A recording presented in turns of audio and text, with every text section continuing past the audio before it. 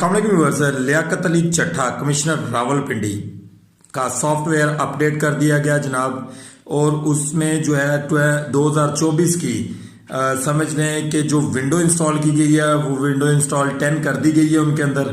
उन्होंने कहा है कि जनाब जो भी बयान मैंने दिए उस वक्त मैं बहुत ज़्यादा प्रेशर में था, मुझे वो बयानात नहीं देने चाहिए थे। 3 सफ़ात पर मुश्तमिल 15 पैराग्राफ का एक जवाब जमा करवाया गया है इलेक्शन कमीशन की इंक्वायरी टीम को, और उन्होंने बयान में ये कहा मैं तमाम कौम से माफ़ी मांगता हूँ।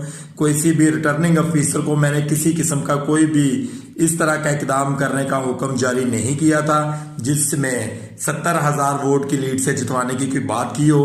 सॉफ्टवेयर किसने अपडेट किया, कैसे अपडेट किया, ये सब लोग जानते हैं, क्योंकि लियाकत चट्ठा साहब अपने दिल की आवाज़ कह चुके हैं और बातों ही बातों में ये बात बता चुके हैं कि सॉफ्टवेयर अपडेट हो चुका है।